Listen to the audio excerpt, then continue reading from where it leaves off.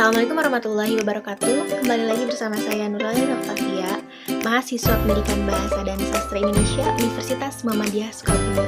Pada mata kuliah Pokok dan Tokoh Sastra, saya akan menganalisis pokok pemikiran seorang sastrawan, yaitu Sapardi Djoko Damono.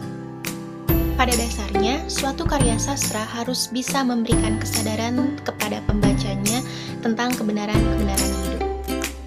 Dari karya sastra, kita dapat memperoleh pengetahuan dan pemahaman tentang manusia, dunia, dan kehidupan.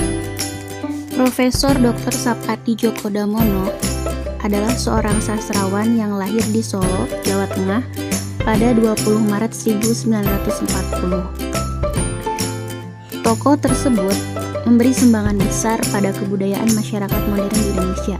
Salah satu sumbangan terbesar guru besar Fakultas Sastra Universitas Indonesia ini adalah melanjutkan puisi lirik dan berupaya menghidupkan kembali sajak empat seuntai atau kuartin yang sudah muncul di zaman pujangga baru seperti Amir Hamzah dan Chairil Anwar. Pada puisi lirik, penyair menyuarakan pikiran dan perasaan pribadinya secara lebih berperan.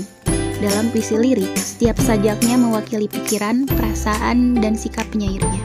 Selain itu, beliau juga menuliskan novel, cerpen, dan beberapa karyanya telah diangkat menjadi sebuah film.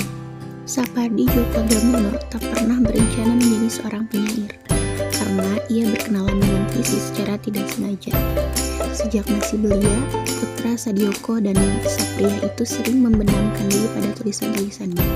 Bahkan ia pernah menulis sebanyak 18 saja hanya dalam waktu semalam. Anak sulung dari dua bersaudara abdi dalam Keraton Surakarta itu mewarisi bakat seni dari kakek dan neneknya. Kakek dari pihak ayahnya pandai membuat wayang, sedangkan sang nenek dari pihak ibunya gemar menembang atau menyanyikan puisi Jawa dari syair yang dibuatnya sendiri.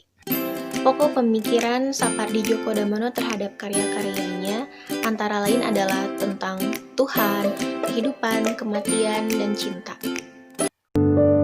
Tentang Tuhan.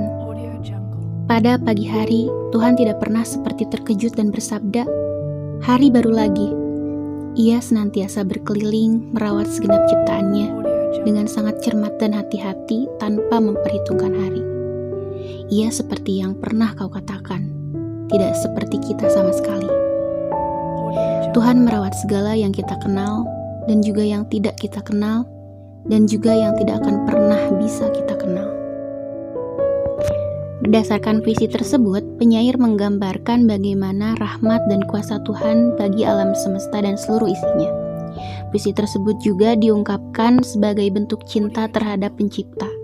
Penyair juga menulis puisi tentang kehidupan dan kematian, seperti pada puisi Pada Suatu Maghrib. Pada suatu maghrib, susah benar menyeberang jalan di Jakarta ini. Hari hampir maghrib.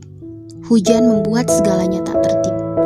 Dan dalam usia yang hampir 60 ini, astagfirullah, rasanya di mana-mana ajal mengintip.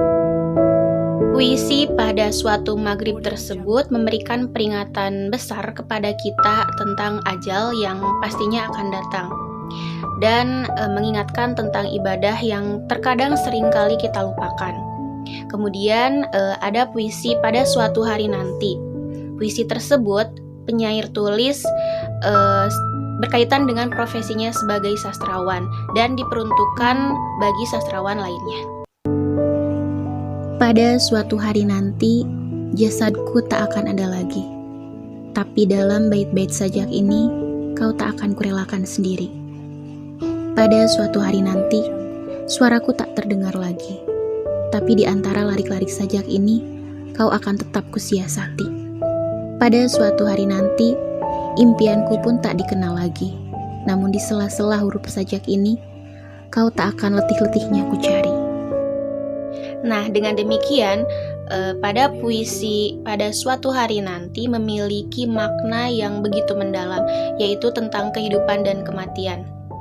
Pada puisi tersebut, sang penyair menyampaikan tentang suatu karya yang nantinya akan terus abadi meskipun penyairnya telah tiada. Berdasarkan yang telah saya jelaskan, para pengamat juga menganggap bahwa sajak-sajak Sapardi Djoko Damono itu dekat dengan Tuhan dan kematian. Pada Sapardi, maut atau kematian dipandang sebagai bagian dari kehidupan. Bersama kehidupan itu pula lah maut tumbuh. Tulis Jakob Sumarjo dalam Harian Pikiran Rakyat 19 Juli 1984. Puisi yang tak kalah digemari oleh para pembacanya adalah puisi romans, yang tentunya bisa membuat para pembacanya larut pada puisi-puisi yang telah beliau tulis. Selain itu, beliau juga menulis puisi-puisi tentang cinta, yaitu tentang kisah kasih tak sampai. Terdapat pada puisi berjudul Aku Ingin dan puisi yang berjudul Hanya. Aku ingin mencintaimu dengan sederhana, dengan kata yang tak sempat diucapkan, kayu kepada api yang menjadikannya abu. Aku ingin mencintaimu dengan sederhana, dengan isyarat yang tak sempat disampaikan, awan kepada hujan hingga menjadikannya tiada. Berdasarkan puisi tersebut, pokok pikiran Sapardi Djoko Damono yaitu tentang kisah cinta tak sampai. Terdapat kalimat, dengan kata yang tak sempat diucapkan, kayu kepada api yang menjadikannya abu, dan dengan isyarat yang tak pernah disampaikan awan kepada hujan hingga menjadikannya tiada. Maksudnya adalah suatu perasaan yang tak sempat diucapkan dan tak sempat disampaikan. Pokok pemikiran Sapardi Djoko Damono diperkuat oleh ungkapan beliau yang mengatakan simbolis abu, kayu, dan api. Sebelum menyampaikan cintanya sudah jadi abu, jadi nggak sampai. Tutur penyair tersebut pada acara Rare Conservation Sapardi Djoko Damono Djoko Pinurbo di akun YouTube ASEAN Literary Festival yang dibagikan pada 2016 silam. Hanya suara burung yang kau dengar dan tak pernah kau lihat burung itu, tapi tahu burung itu ada di sana. Hanya desir angin yang kau rasa dan tak pernah kau lihat angin itu, tapi percaya angin itu ada di sekitarmu. Hanya doaku yang bergetar malam ini, dan tak pernah kau lihat siapa aku, tapi yakin aku ada dalam dirimu.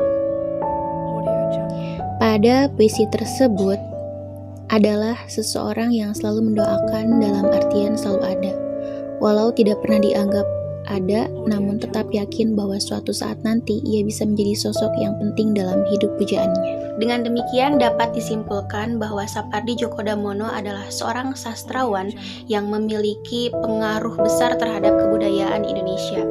Sapardi Djoko Damono selain menulis puisi lirik, beliau juga menulis novel, cerpen, dan karya-karya lainnya. Selain itu, beliau juga menerjemahkan karya sastra. Kemudian pokok pemikiran beliau terhadap karya sastra yaitu tidak jauh dari atau tentang Tuhan, kehidupan, kematian, dan tentang cinta. Sekian yang dapat saya sampaikan. Mohon maaf apabila banyak kekurangan. Terima kasih. Wassalamualaikum warahmatullahi wabarakatuh.